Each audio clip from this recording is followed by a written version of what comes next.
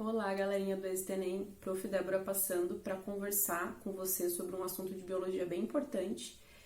Na verdade, é uma problemática ambiental. Vocês sabem que no Enem cai muita questão desse tipo, de problemas ambientais, ecologia.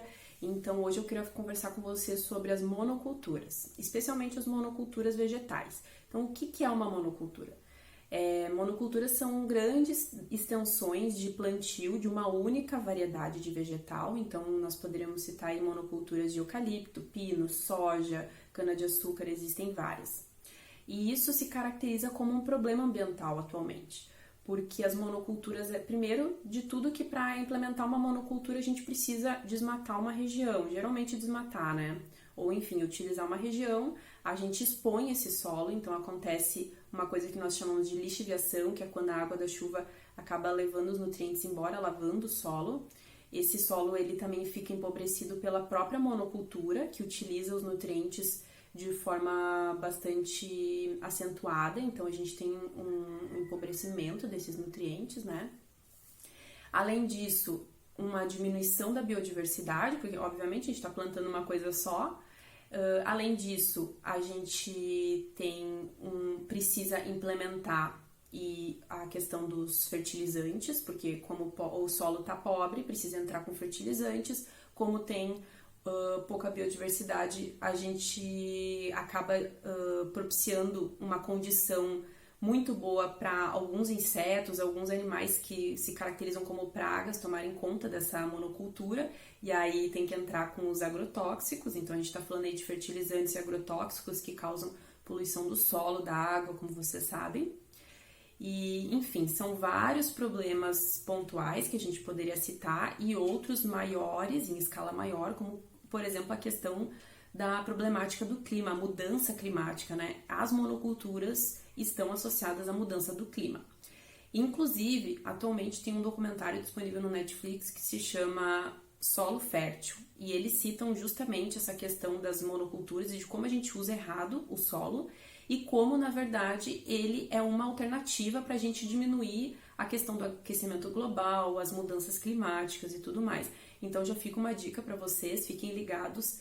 A gente já comentou isso aqui, né? Fiquem ligados em documentários, em temas que estão sendo trazidos pela mídia, porque isso pode acabar caindo numa redação, pode vir em questões para vocês, então é bem importante vocês estarem atentos a esses temas atuais, e monocultura é um deles. Falando um pouquinho das monoculturas no nosso país, o Brasil, nós começamos com as monoculturas há séculos atrás, com a questão da produção da cana-de-açúcar, depois café, depois soja, outros cultivos, né? Nós já fomos o maior exportador de soja do mundo, hoje nós somos o maior produtor e exportador.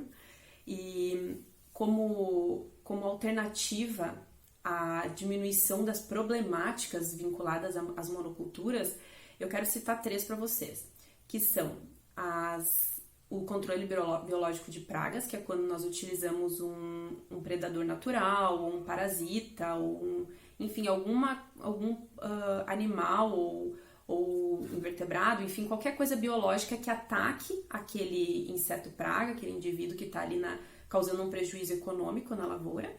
Ou até mesmo, não precisa nem ser um organismo vivo, pode ser também uma substância, como acontece em casos em que, por exemplo, feromônios são colocados em armadilhas para atrair esses insetos pragas. Com plantas daninhas a gente pode fazer também e tudo mais.